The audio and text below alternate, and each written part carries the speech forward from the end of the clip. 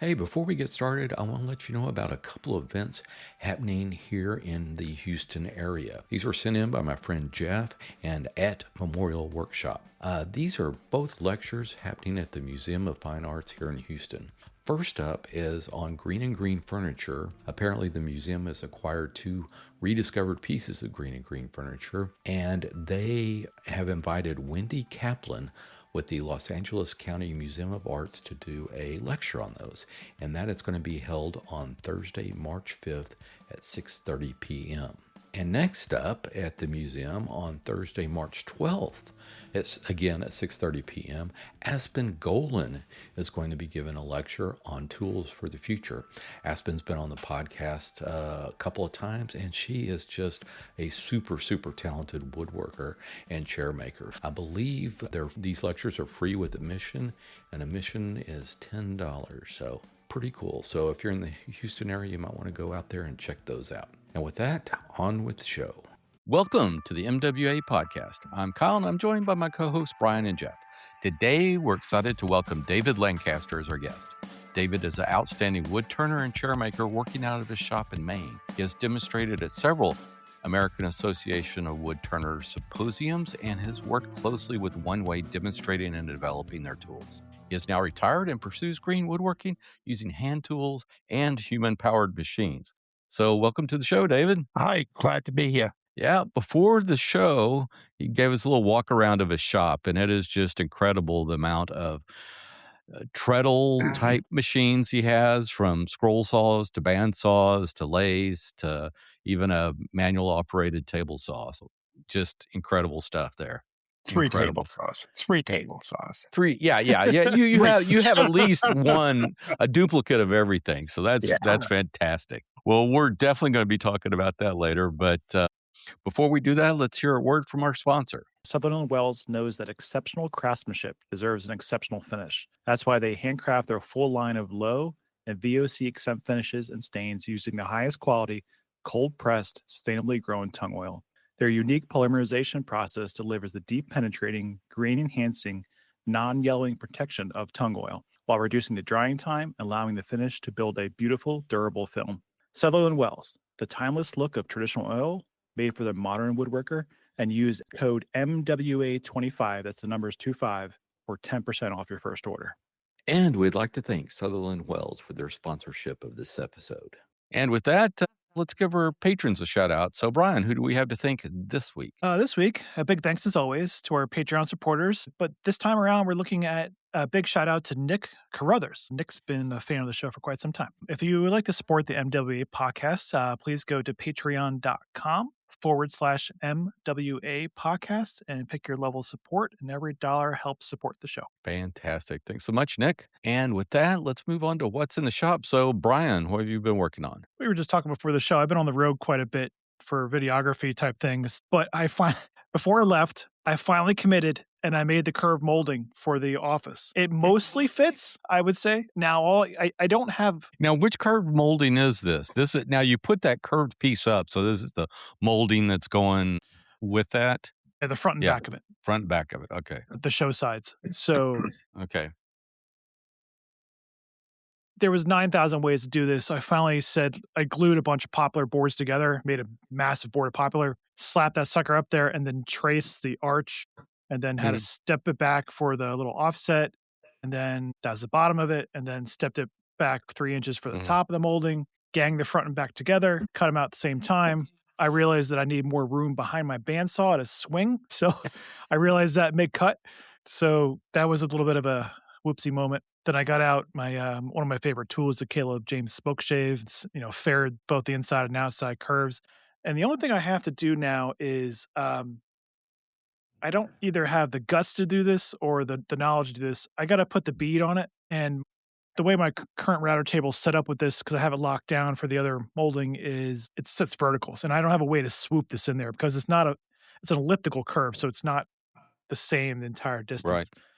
So I think I'm going to I have one of the Lee Nielsen, gosh, I forget what they're called. Yeah. Where you can beading put like tools. Beading tool, exactly. Yeah. Beading tools. So I'm going to match as close as I can the bead on the other molding in the room. I think as long as I bead the vertical and the arch, And that piece, you'll never, unless you're looking left and right, you'll never be able to tell that's slightly different. Yeah. Well, you can get a little piece of steel like from a scraper or something and file it to match. I could, but I'm too lazy to do that. So Okay. this isn't the Smithsonian. So yeah, I've been avoiding that, man. Let me tell you, forever. So Yeah. so once things calm down, which won't be until probably beginning of March, I'll have about 2 weeks where it's not chaotic, and I'm going to start knocking out some casework. The rest of the inset cases, and just get it going on. Cool. So my wife has been very patient. I'm not living outside yet. That's nice. Yeah, so it's been good. Other than that, our weather's been terrible. We have like this glacial snowpack that won't go away, so it kind of limits everything else that you can do. Yeah, I guess the biggest question I have for you, Brian, is so what do you think about McCarthy as the head coach there? If I could have Green Bay McCarthy, Yeah. I'd be okay with it, but I don't want the Dallas McCarthy. I don't think he was the same guy at those two teams. Okay. So the whole thing needs to be set on fire, and just they cleaned out the entire coaching staff. Yeah. So the draft's coming up. I really hope they pick smart. We're talking about the Steelers, by the way. I hope the draft goes well. Otherwise, it's going to be all for naught. But Jeff, what are you working on? Today I've been working out, just busting out some white oak, getting some back spindles done for the upcoming class at Highland. Yeah, just getting that done, some turnings, and I did put some a minor shop upgrade, but I thought it was pretty cool. I put a right by my lathe, I have a little window right there, pretty good sized window. And I put some of the privacy film, because on the other side of that is just the sidewalk for the neighborhood, So I put some privacy film up, which is it's a nice little diamond shape, and but it lets a lot of light in. And I was like, man, I should have done that a long time ago. So Okay. so I did that. It was kind of cool. Yeah, so just getting ready for a few things. I got bought them off of Amazon, some new hard rubberized wheels for my study rest. So I'm trying out some new wheels that were pretty inexpensive. They seem to be performing fairly well. Yeah. I'll try them out for another month, and if they do really well, I'll order a bunch of them just to have them. No, what kind of steady rest do you have? So I have a few of them. I have for a long time, I used that Oneway, that bowl steady. I'll use that for on spindles sometimes. And I have a Vicmark, a couple of Vicmark steady rests. But I have one that Christian Bouchard made. It's just out of a 80/20. Okay. So it's actually, but it's kind of cool because the bottom wheels, you would kind of push them up, but then he has it where you can has some screws that will kind of lock it in on each side, so it goes wherever it wants on the bottom, and it has another wheel that goes up on top. So cool. Yeah. Yeah. So it's kind of Yeah, nice. I know Galbert has that one that he kind of done, which looks pretty interesting. I don't know. I have a one-way steady rest. I don't know if it's they make I don't think I got the bowl one. I think I got the spindle one. Well, the spindle steady. So the one that I use for a bowl, it has the two wheels. It's the same thing like that. Yeah, mine has the three wheels, yeah. Right. So that spindle one, I don't really care. It works wonderful, but when you're doing a lot of spindles, there's just a lot of moving around, just a lot of jacking around. Yeah, it does take a little bit to set up and stuff. Yeah, so I just Yeah. David has one pretty good. Yeah, David's showing us something. Yeah, that's the original. That's the original one-way bowl steady that I came up with years ago, and then they started making them. Nice. Yeah, roller skate wheels? Yeah. Hey, that works. Or you need something round and hard. Well, I just use a corner on them. It just takes out the vibration. Yeah. Yep. Just bring it up, take the vibration out. That's all. Cool. Well, for me, let's see, what have I been doing? I've been farting around with my 3D printer, and that's pretty cool. Doing some stuff, making some little things for my jigs. We'll see how that all works out. But anyway, we'll see. Might have something to announce next show. Hopefully I will have something to announce next show. But I'm kind of working on the angle gauge, I guess, for the seat drilling guide. So we'll see how that, if I can do something else. But I have, this makes for great audio, but I have like printed, like, I don't know. See, in front of me, I probably got like 10 of those that just experimenting with. And basically, what I have on the angle gauge now is I have a sticker that's on it, and that's nice, and it's worked. It's worked fine, but I never really liked that, so I want something a little bit more permanent. So I'm trying to see if I can 3D print that angle gauge. And basically, I had like a PDF of that. I actually made it in Fusion 360, and it was a bear to finally figure out how to get it into the 3D printer and all of this kind of stuff. And I finally figured that out. So now I'm going all these different iterations of doing a plate or printing out the whole gauge. So that's what I'm kind of working on with that. But on other news, I decided to get rid of my miter saw stand. Really? Yeah. So it took up probably like 27 inches by 5 feet of space. And I made, and it's just taking up all this space. It had some storage underneath of it, but not anything to write home about. So I bought one of those, I guess they're like a hand truck type thing, dolly type thing that they can. So I bought one of those. I put my miter saw on that. And I did that a couple of days ago. And now I need to tear down the miter saw stand that I made, which of course everything is glued and screwed. So I may have to. Future Kyle hates past Kyle. Exactly. Yeah. So we'll see. But there's a lot of nice Baltic birch in there too. So I want to see if I can, reclaim as much of that as possible. The rest is just, construction lumber and stuff. But anyway, we'll see how that goes. But yeah, that's what I've been working on. David, what about you? What are you working on in your shop? Well, I've had a pretty busy winter. First thing I did was I don't know if I have a foot-powered barn that I use in the summertime, Mm-hmm. and post and beam that I built, and I built a cupola for the top of it. It's Oh going to yeah, I've seen some photos on Instagram of that. That looks really nice. Yeah, it is cool. it's pretty big. It's 42 inches square, and I think to the top of the eagle, it's going to be around 10 feet. It's going to be a working cupola. It's got windows in it. I think it'll add some light to the shop in the summer. It's just going to look so cool. Ended up being a tremendous project because it's got the radius rafters. Yeah, it looks fantastic. Thanks. Yeah. I had a lot of fun building it. Yeah. So how are you going to install that? I guess you're going to have to get a crane to put it on top. Yeah, it probably weighs 600 pounds. Yeah. So I got to get a crane in here to lift it up. And where the weather vane goes, I can stick a 1/2 inch threaded rod down through there with I'll have a blacksmith make it up with a big hoop on it so we can pick it up with that. And, one Nice. point lift, that'll be pretty good. So in the summertime, that's where I work.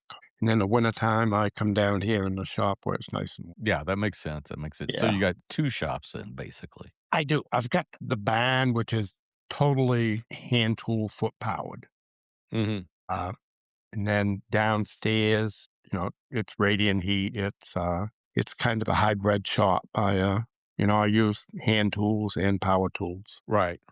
That's cool. Yeah, I use the power tools just to bust up the wood or whatever, and then I try to take everything with the hand tools. And I guess I'm a tool collector. a little bit. Most people build a toolbox, and I live in mine. Yeah. It's all around me. I have everything hung on the wall. Yeah, it's a lovely space. Very, very inspiring. Yes. I really like it because I know where everything is because I'm looking at it all the time. Yeah. Now, are you refurbishing these tools yourself? I do. Yeah. Okay. Like the lathe that you're looking at right now is a Barnes metal lathe, and it came pieces from 3 different states, 4 different lathes. Okay. Kind of like an old car. You're fixing up an old car. You need a loaner just to get parts. Yeah. Yeah. A donor car, should I say. Yeah, it is. Yeah, it's cool. I've been restoring some tools. Yeah. I just restored a table saw with a drilling attachment on the side of it. It's a pretty big tool. It's got a laminated top on it that is walnut and chestnut. And that was all delaminated, and I steamed it apart, cleaned it up, Nice. put it back together, glued it back together, and painted it and sandblasted it. And it's a J.M. Marston saw. They were from Highlands of Boston, Massachusetts. So it's a Interesting. Scottish descent, right? Yeah.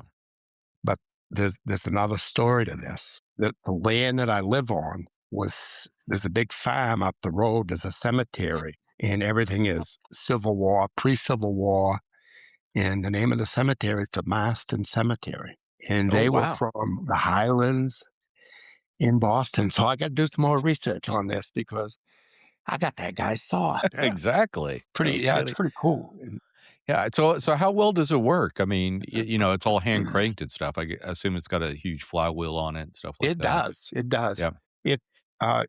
It's got a hand crank. It's actually two cranks you can do, one on either side, with a foot treadle. And the foot treadle was missing. So I made up a mock-up of what the rods should be, the connecting rods to the treadles. And I've got a blacksmith making those up for me now. Okay. So one person can use this. You don't need somebody else spinning it. No, one person can use it. But if you're going to rip a lot of lumber, I'd recommend a couple. I mean, hey, I recommend foot-powered 120. Stuff sounds cool, but I'll tell you what, it's nothing but work. Yeah. I wish I got to do some videos on the foot-powered lathe, the wood lathes. I mean, because you locked it to begin with. You locked in a chair, or on a seat, like and you've got to pedal or pump it, while you're turning, and you're locked into a position where you can't use body English. So I use all carving tools. I mean, everybody tells you can't use a carving tool to turn wood, but a wood lathe, white oak. When I'm turning on this foot powered lathe, I'm going anywhere from 50 to 200 RPMs. And the amount of control and detail that you can do at that speed, it's just it's a different sense. Mm-hmm. It's just a feeling that you can't get with a power lathe. It's right. And it was fast. Well, is that the reason the carving tools tend to work better? It's just because you're turning at that slow of an RPM compared to what most people are used to. Well, I mean, back 30 years ago, didn't have high-speed steel tools. Yeah. The reason they have high-speed steel tools is because of the speed, the heat, the friction. Okay. But the high-speed steel tools, you can't put an edge on that you can on high carbon steel. Right. So these tools are super sharp, and the finish on them is right off a strop. They're all razor sharp, and the angle on the tools, the carving tool angles compared to wood turning tool angles. So they're really sharp. It's just unbelievable finish you can get. It's and the detail. A lot of times, if I'm doing a covert bead, a little detail, I'll take it right down to 50 RPMs a minute. Wow. I mean, let's figure this out. You're turning a chair leg. The biggest diameter on it's 2 inches. Yeah. So every revolution, you're cutting 6 inches of wood. So if you're doing this with a carving chisel on a flat piece of wood, if I'm going 50 RPMs a minute, that's pretty fast for a carving tool to be going through a piece of wood, right? If you were doing it on flat stock, you don't need to go a million miles an hour or feet per minute. Another reason that I use the carving tools is if you're setting on this tool, you can't move a chisel around that's 1.5 foot long. Right. You're going to be running into it and hitting it. And if you look back at all the ornamental lathes that they used or still use, and you look at the ornamental tool box, they were all using tools that were the size of carving tools. Yeah. They weren't using. I mean, the reason you use these big tools is because you had steam or water power. You had a lot of horsepower. But with these little foot-powered lathes, you don't have that amount of horsepower. Yeah. You got one manpower basically. Yeah. You want You want to pedal that? So it really pedals pretty easy. It's pretty effortless. Yep. I can pedal it for a couple hours, and it depends on the diameter. The bigger the diameter, the more friction and pressure it's going to take. Yeah. For chair pats and stuff like that, it works great. I've never turned a bowl on it, but probably should try that someday. Yeah. Well, speaking of bowls, for our listeners, tell us a little bit about yourself, where you grew up and how you got into woodworking. Well, I've been doing woodworking pretty much all my life. I guess what got me into it was when I was 7 years old, I went to the movies and I saw the movie Pinocchio. Mm-hmm. And I decided I wanted to be Geppetto. And I sold seeds. Do you remember I was born in 51. Okay. I sold seeds door to door. I think they were burpee seeds, and you got credits. And with the credits, I bought a little Dremel vibrating jigsaw. And with that little jigsaw, I made little Pinocchio puppets that were like 6 inches. Pretty crude. I've got one upstairs in a showcase my father saved. Nice. I was going to ask you if you had one Yeah, left. I do. Yep. I was going to bring it down so you could see it. Yeah, and that's what got me into woodworking. Most kids wanted toys for Christmas. I didn't. I wanted tools. By the time I was in the 8th grade, I had pretty much a woodworking shop. These were my tools, not my father's. I had a 10-inch table saw, a 6x48 belt sander, an 18-inch jigsaw, and a 10-inch bandsaw. Nice. And how old were you? I was in the 8th grade. Wow. When I used to go down to the local hardware store, which was, just an old hardware store. And the two old guys that owned it, Stan and Roy Huzzy, I remember I was looking in their showcase under the cash register, and there was an X-Acto knife set there. And Stanley asked me, so what are you looking at? And I said, I'm looking at that carving set.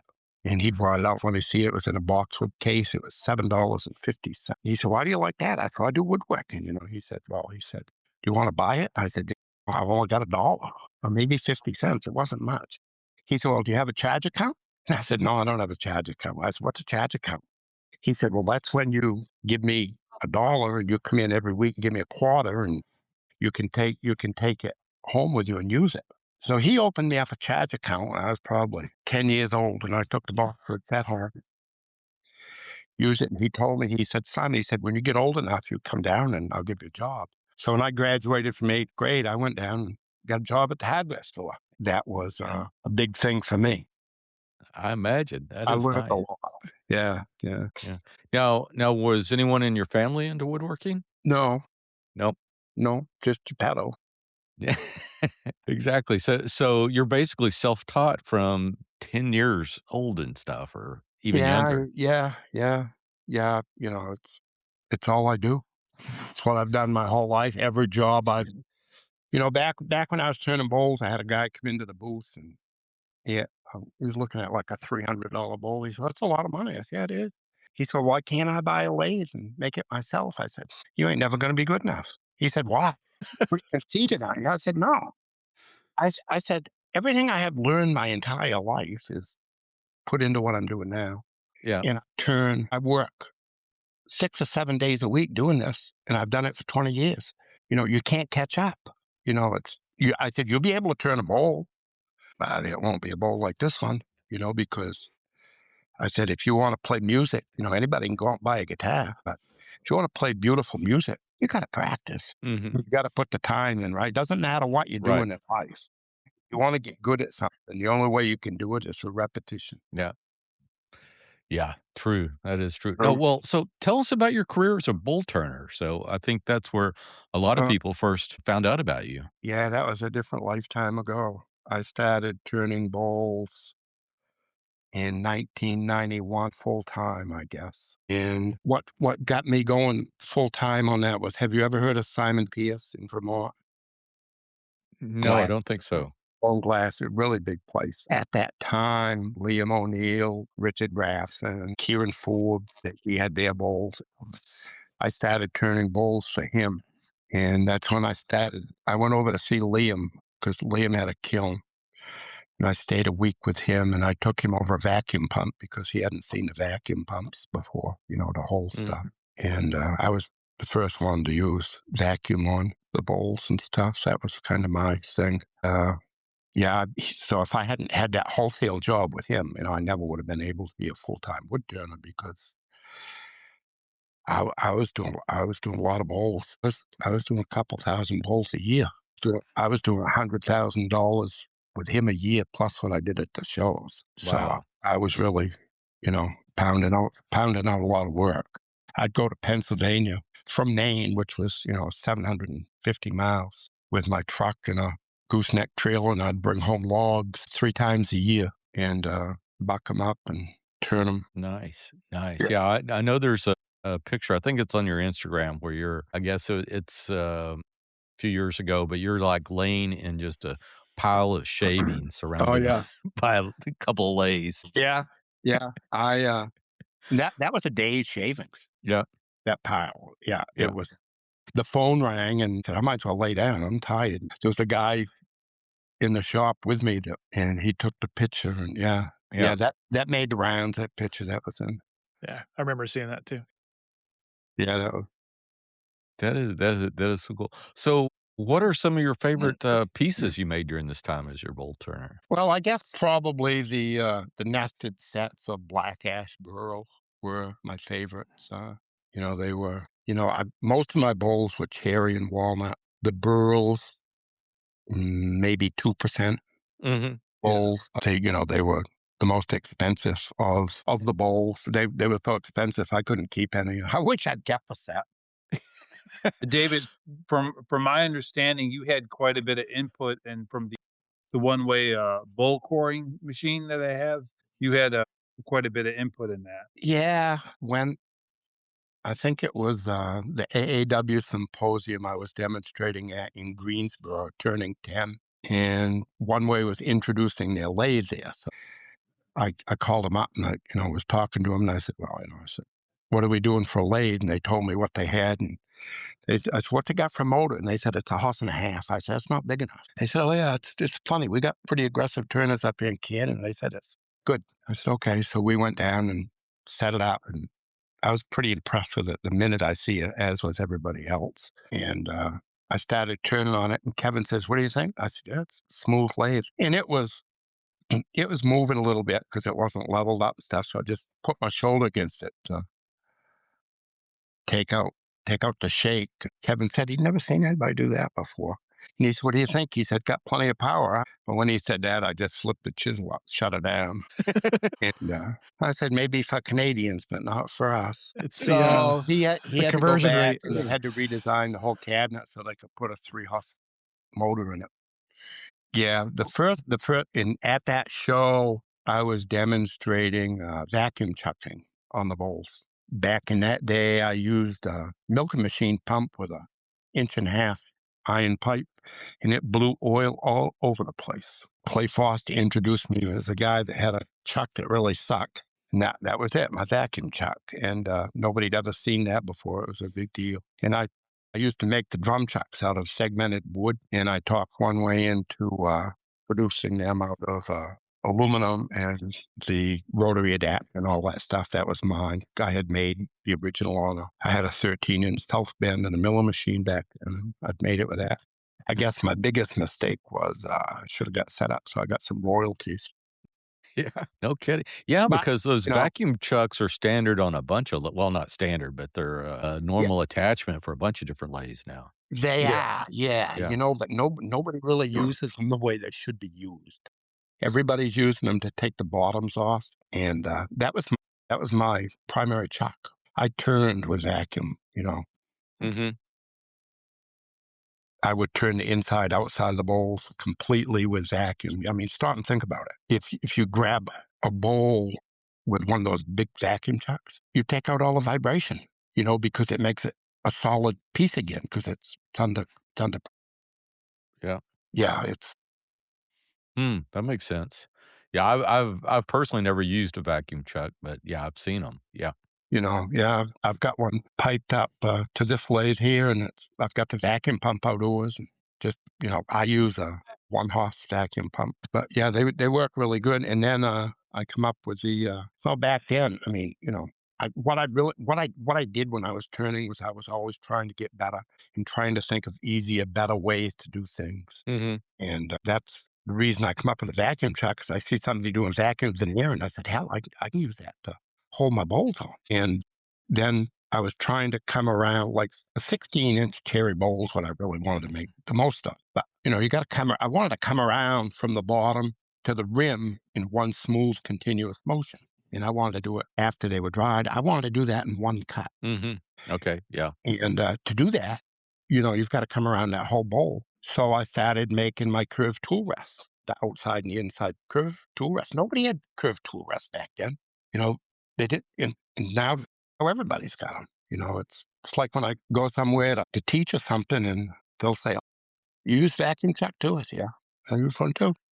I guess, I was never interested in making tools or doing videos or books and stuff like that, because I was making a pretty good living doing wood turning, and I didn't need to do that stuff.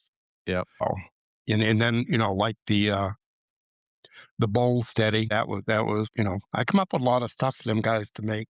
As far as the coring tool, I was using the McNaughton tool. That'll beat you up pretty hard if you're trying to if you've got say you got a 16-inch bowl, 16-inch cherry bowl, you're going to get 4 bowls out of it, right? Well, I tried to do 30 rough turnings a day, 16-inch, easy, right? And then I'd core them out. And that's what I try to do a day. Well, that's 48 bowls. Well, that beats a snot out of you with that McNaughton tool, because and you don't really know exactly where it's going. I was pretty good at it. I was at a symposium with Tim Clay, the Oneway guy, and I said, hey, you got to make a friggin' coring tool that works. So I had gone to the Granville Bowl Mill in Vermont and checked them out for a couple days. They actually let me take measurements and everything. But that was a pretty complicated system. So Tim come up with a coring tool, and I went out and tried it out. And it made a big difference. It just saved so much time, and it was pretty effortless to do. It's well within the realm of a beginning woodturner to do that, with that tool without getting hurt. And, it just increased production and time so much. Some people will say, well, it gives you a predetermined size bowl.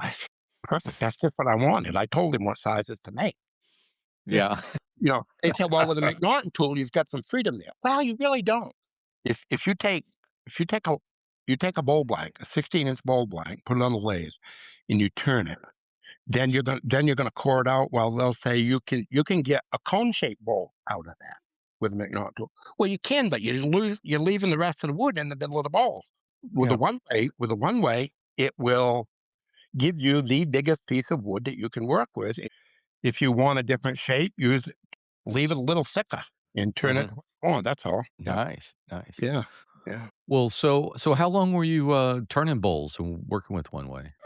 I stopped turning in 2014 for health reasons, COPD, and the dust. And that's the reason I got into the green woodworking, is no dust.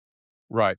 I still do turn, but most everything I try to do now, I try to, green turn. I still got a couple hundred bowl blanks left. I turn one once in a while for gift for somebody. But yeah, back when I was hot and heavy into it, Coldwater Creek stores. You've heard Coldwater Creek? Well, I have a friend in Portland that does storefronts, and they contacted him, and he called me up and said, got an order for some bowls. He said, you want to do them? I was actually in Florida, which, by the way, I really hate. I told my wife, when I die, I ain't going to Magic Kingdom. I'm not doing it. I want to stay right here, right down in my shop. I said, well, what do they want? He said, well, they want bowls for product to put in their stores. They had a lot of stores. He said they want 3 or 4 bowls in each store, 6-inch, 8-inch, and 10-inch. They want them in pine because they're just to put product in. They're going to be finished natural. And he said, you got to have them done within a month. I said, well, how many do they want? He said, 2,200. Man. I said, yeah. He said they were gonna furnish the KD pine, and they did. They dropped it off at the shop. I got home from Florida. I had a high school kid cutting the circles out on the bandsaw for me. And this is where vacuum really come in, because that's the only way I held those onto the lathe was with vacuum. I had my dad, who was 90 years old, over on the drill press. Richard Raffin had the right idea with the drill in the depth hole.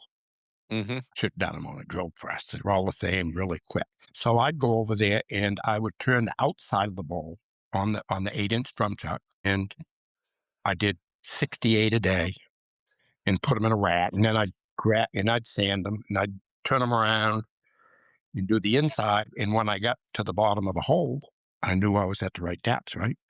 So yeah, I did 2,200 bowls in 28 days, and my thumb still doesn't move on this hand.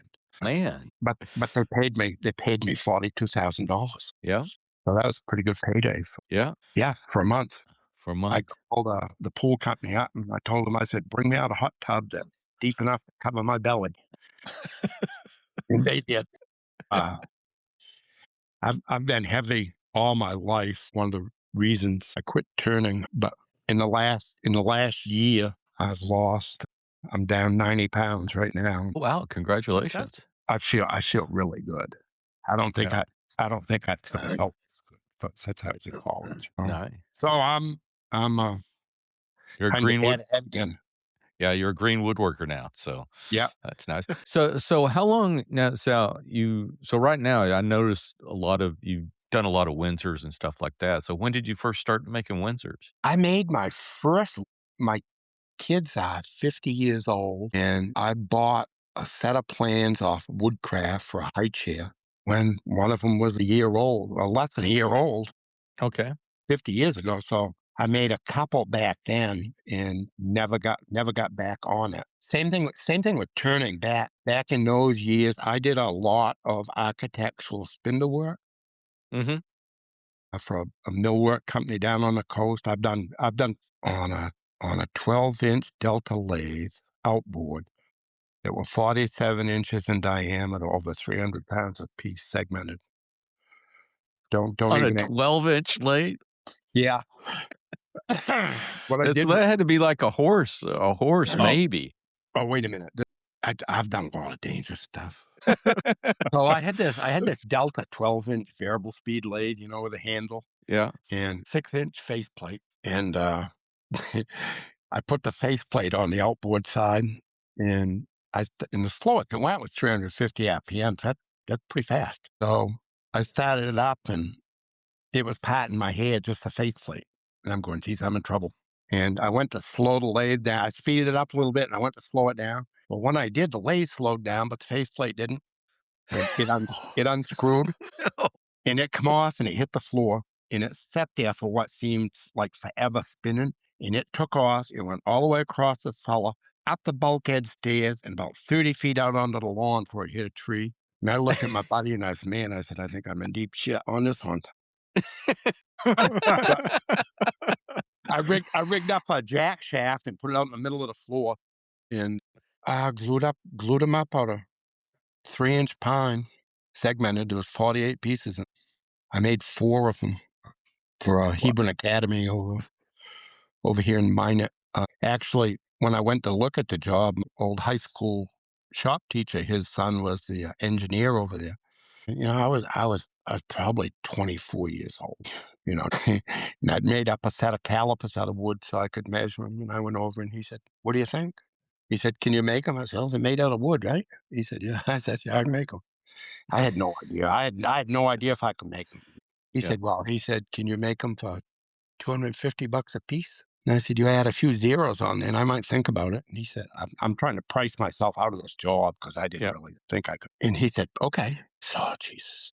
Then I'm backpedaling. I said, I don't know if my lathe's big enough to make those. And he said, "Well, I got a lathe that would be big enough." He said, "I'll bring it up." So he did. He had an old American patent maker's lathe. And I said, "Let me try mine first." And I ended up making them on mine. But a few years later, he gave me that old American patent maker's lathe. I actually hooked another lathe to the end of it. And you talk about a steady rest. I turned a sailboat mast that was 4 inches on the big end, 1.5 on the small end. I think it was 21 feet long, out of Sitka spruce. I put that in the lathe, and just the weight of that piece of wood sagged an inch. Wow. So I ended up going up to a salvage place, and I bought a big cylindrical Barton that had like a 5-inch ID, and I ended up making a steady rest that I could slide down that I'm just picturing this in my head. I mean, that's this. shaft. Yeah, It's bigger than a softball as a wheel. Oh yeah, it's big. Yeah.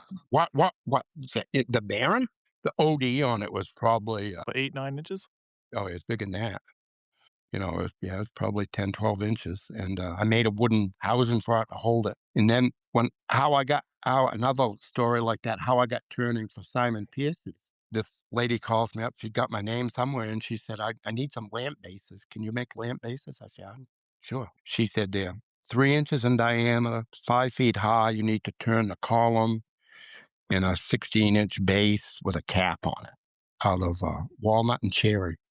For a lamp. I said, well, lamp. I said, you got to have a hole through the shaft, right? She said, yeah. I said, well, I said, do you want me to drill that in one piece, or do you want to glue it up?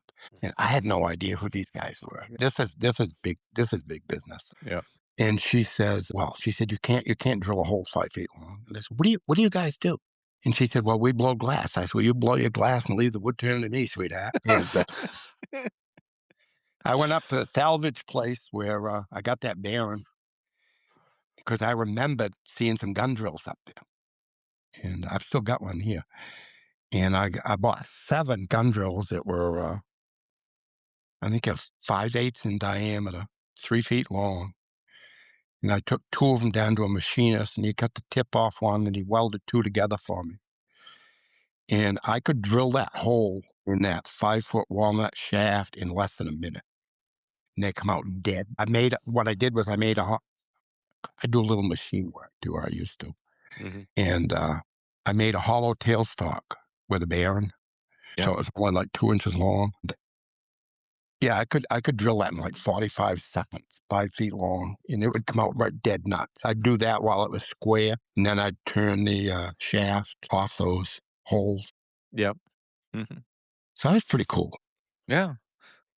Well, I'm doing it right. That's how I make my little jig. So anyway. Yeah. But I'm only drilling like 5-6 inches, Well, a gun drill seeks center. Yeah, exactly. It seeks center. So, yeah. I had the wholesale account, which I was doing really good at. And I would do craft shows. Well, I always figured, I said, I want to be in Pennsylvania. That's where all the action is, Well, I was mistaken, because I started doing craft shows on the coast of Maine. And boy, everybody in the country that's millionaires goes to the coast of Maine over in Bar Harbor in the summertime. Yeah. I had so many customers, like my burl bowls. I mean, a set of 4 bowls would be $5,000. And I was in the booth, and I had this set of black ash burl bowls sitting there, and this guy come into the booth, and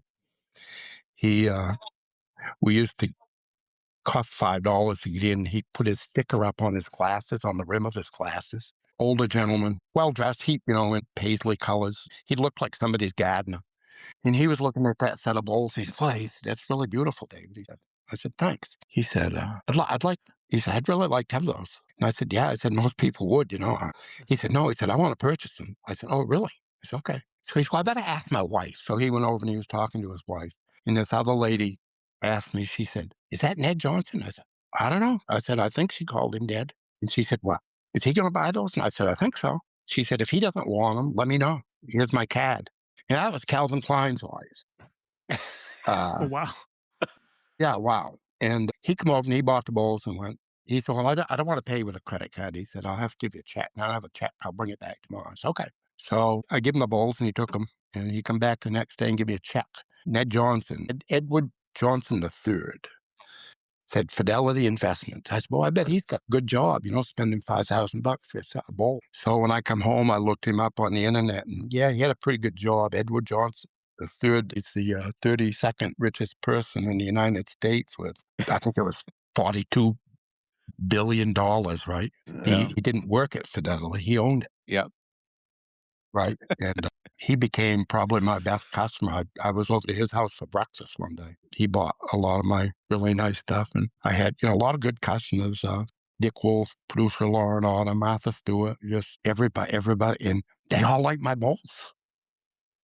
Yeah, So, that's fantastic. Yeah. I know opening night, I'd be standing in the booth and Dawn would be up to the checkout line and I'd have 15 people in line and they'd all be holding 10 bowls apiece, So the coast of Maine was a pretty good place to do the bowls. One thing I did was I always shared everything I knew about wood turning for free. I never charged anybody. I would Right. never hold anything back. The only thing I'd hold back is where I sell my bowls. I ain't going to tell you where I sell my bowls. Figure it out yourself. I'm going to tell you how to make them, right? Yeah. Yeah. Nice. Yeah. So that was good. And I That is. really enjoyed, a lot of people don't like doing shows. Mm-hmm. And I really love doing the shows. I love the interaction with the people. Well, yeah, you get some good feedback and stuff like that. You do. Yeah. Yeah. It was good. I really that makes. enjoyed it. Yeah. But boy, it was hard work. I imagine. I would go to work every day at 7:00 in the morning and I would quit at 5:00. Mm-hmm. 7 days a week. This Yeah. is what I did. So, you can't be successful you can't get really good if you're doing just a few things. Right. You got to work at it. You got to try to be better. You got to try to, if you got to do production and you got to do multiples of the same thing to get good, to get really good. You can't change the shape every time you make a bowl, make a couple hundred of them the same shape, when you're done, burn them if you don't like them. It's, just develop your techniques and your style and just try to get as good at, I just wanted to be remembered as a good technician. I wanted to be somebody that, and you know what I mean, Jeff, doing those spindles. Mm-hmm. When I used to give bowl turning classes at my house, the first day was spindle turning. Because that's where you develop all your habits, You've got to learn how to keep the bevel rubbing. You got to know what, one thing with horsepower that you can do that you can't do on a foot powered lathe is you can cheat. You can get them. So many times I had students that, they were taking a pretty good cut, but the bevel wasn't rubbing. They didn't have control. Well, if you're doing that on a foot powered lathe, you're going to know it really quick. Yeah, that makes sense. Yeah. Yeah. That is interesting. Yeah. Because I've in the limited amount of turning I do the same thing over and over again, so I'm pretty good at it. But yeah, there's some times where I'm just sitting there, I'm just cutting, I'm not rubbing the bevel, I'm just cutting, and then I went, oops, I need to do this right before I get in trouble. Yep. So anyway, yeah, that is cool. Well, so how long? So you did the turning and you retired and you're doing green woodworking now, and so a lot of that's been some of the chairs you've been making. So how many chairs are you making? I don't assume you're as prolific with the chairs as you are the bowls. No, I think I've made around 25 or 28 chairs. Okay. Comb back. I like making the comb back rockers. Mm-hmm. Really well. I make everything from Curtis's plans. Okay. Yeah. Yeah. He has I would love to have gone down and made a chair with him, but I got into it too late, I guess, just about the time he was getting done with the classes, But yeah, and I treat making the chairs, I'm not in a production mode at all making the chairs. What I'm trying to do making the chairs is, I make them 100% by hand, without power. All hand tools, and I'm just trying to make them as good as I can. Mm-hmm. How long you're going to say? How long does it take you to make a chair? I don't know. I don't keep track. It don't matter. It doesn't matter how long it takes. It matters how good they come out, right? Right. And how much fun you have doing it. That's what I do now. Is everything I do is just have fun. Well, you have some lovely chairs. Yeah, a lot of them are all handwork, and I think you got one where you've used, I guess, a gouge to do most of the final touches on this. The seat, sadly. On a Democratic chair, I did, And that's a texture I used to use on some of the bowls. Yeah. That looks amazing. Thanks. Yeah, that's on the Democratic chair. A few of those, rocking chair and the side chairs and stuff. Yeah, that was that. Yeah, that's some cool stuff.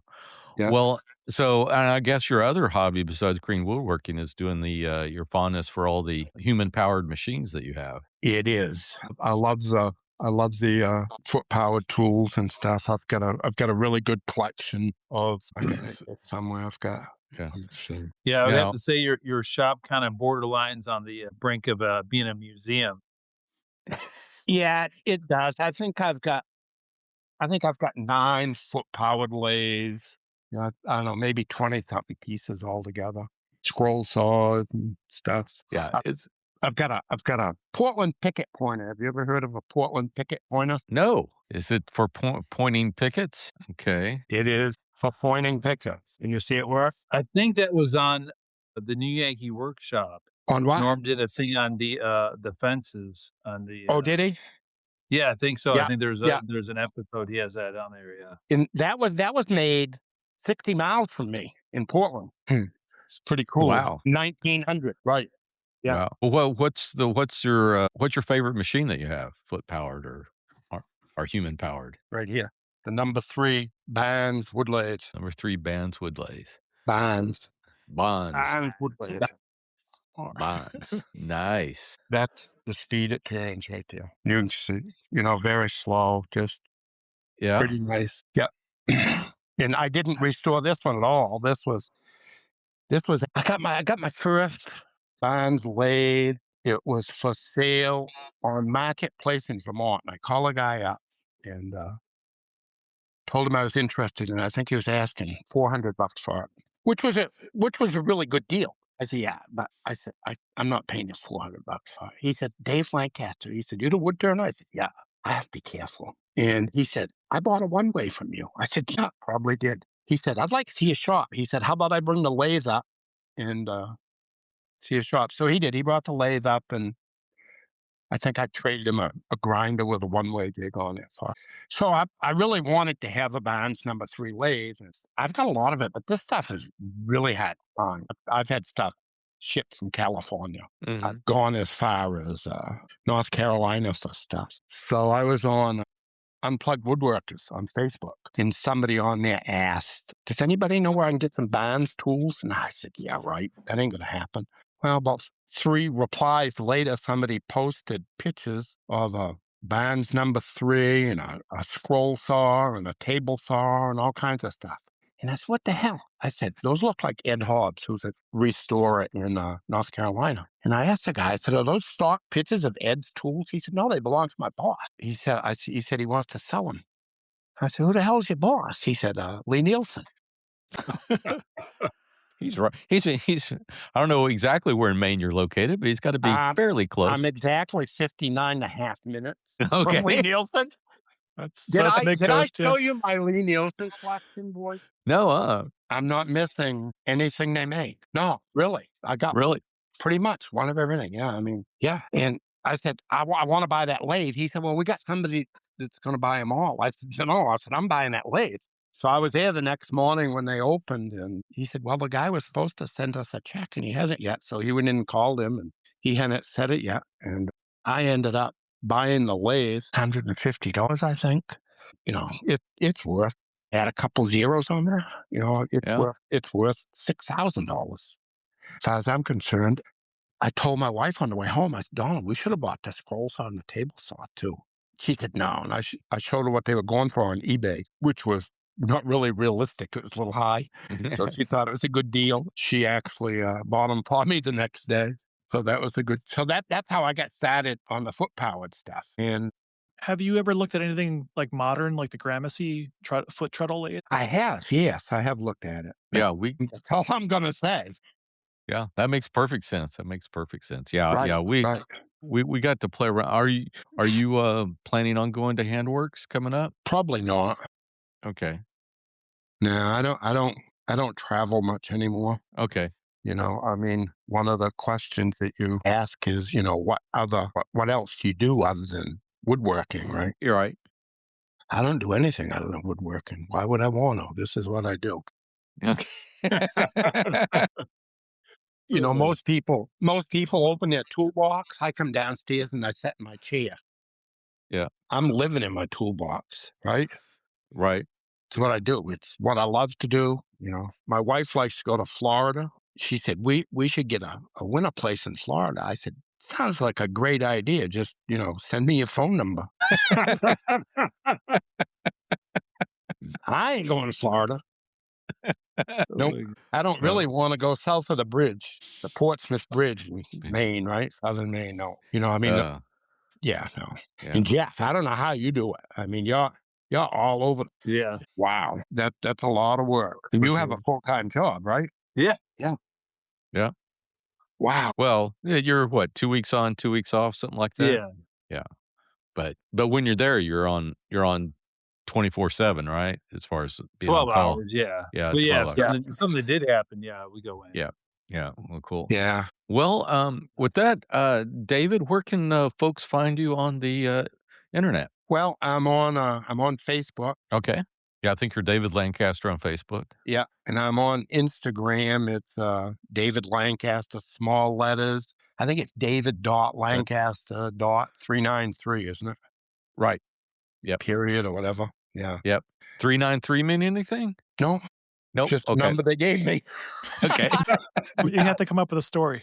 Yeah. You got to come up with a story. I would love to do more videos and things to put on Instagram and YouTube, but it's pretty hard to pedal it and video it too. I can imagine. Put a GoPro in your head. Yeah, I did one with when I got a whip saw, a table saw, which is self-feeding. You just crank it and it pulls the board through. And I did a video with a friend of mine cranking it, and I videoed it. I think I got 3.5 million views. Nice. Wow. Yeah. And he did one of me, and it got 2,000. But it's all in the presentation, in what you do with the camera and stuff to make it interesting, right? Right. So it's pretty hard to have somebody else video it if they don't know what they're doing and what you want. Right. So yeah, you got to have some. I don't know. Well, and I started the Maine woodturners back 92, I think, and years later we wanted a new camera system, and I did a 2-day demo we met out to the high school in South China, and I think I raised $2,400, and we bought a state-of-the-art video camera, TV, and a boom crane. Wow. We had boom crane, but we had boom crane before the AAW had boom crane, right? Actually, do you know Jack Vesby? You know who Jack is? No. Artistic woodturner who does a lot of embellishments on his stuff. I mean, he's probably one of the best in the world. And, he lives right here, and he put in for a grant with the AAW, and we got like $1,000 for that too. So made it really nice. Yeah, that is cool. That is cool. Yeah. Well, with that, let's move on to our fortnightly beer choices. So I'll start us off. I'm going to recommend, I'm not drinking this tonight, but it's been a while since I had a Dogfish Head 90-minute, and had one of those the other day and went, wow, this is going down way too easy. Anyway. Nice. That'll come back to haunt you on a 90-minute. Yeah. The 60 cruise, but yeah. Yeah, it kind of did the next day. So anyway. But with that, Jeff, what are you drinking? I got a little Samuel Adams Oktoberfest. Nice. My new Lost Art Press mugs. I was about to say, that is nice. I don't have one of those. Nice. That's nice. It's like the reds on it reminds me of the Barn Red, the milk paint. Milk paint. It's almost that flat. I was like, oh wow, they did it in milk paint. That's a nice mug, yeah. Yeah. Fantastic. I drink coffee every morning out of my Lost Arts Preg mug. Yeah. What you got, Brian? I am drinking, it's called All I Want for Christmas is Juice. It's from Treehouse Brewing out of Mass. Typical IPA. Very good. Nothing special, I would say, but it's definitely one that I would drink again. And David, are you having anything? Nice. Well, I guess Sam Adams Lager was my beer of choice. I went to the doctor's 10 years ago, and they did some tests, and he came into the room and shook my hand and gave me his name, and he said, "Congratulations, Mr. Lancaster." He said, "You're going to die." with stage 4 liver disease. So I had stage 4 liver disease. Told me I had to quit drinking. So I haven't had a drink for 10 years. And I went back to the doctors just 2 weeks ago. And this is after losing 90 pounds. And she was jumping right up and down because my stage 4 cirrhosis is literally gone. So Wow. That's fantastic. yeah, I think so. So yeah. But as far as the beer, Sam Adams lager, I could drink it all day. Okay. Nice. Yeah. Well, with that, we're recording this. We got a couple of recording sessions back to back, so we don't have any feedback on this one. But we do want to thank David for being on the show. And dear listener, if you would like to leave us some comments, you can do so on our Instagram page at MWA_podcast, or leave us a 5-star review on the podcatcher of your choice. And that just about wraps it up for this show. If you haven't already, please subscribe to the show on the podcatcher of your choice. Just search for the Modern Woodworkers Association. And while you're there, please leave us a review. You can follow us on Instagram at MWA_podcast. And if you'd like to support the podcast, go over to patreon.com/MWA podcast. But the best thing you can do is tell a friend. Word of mouth goes a long way in sharing our discussion.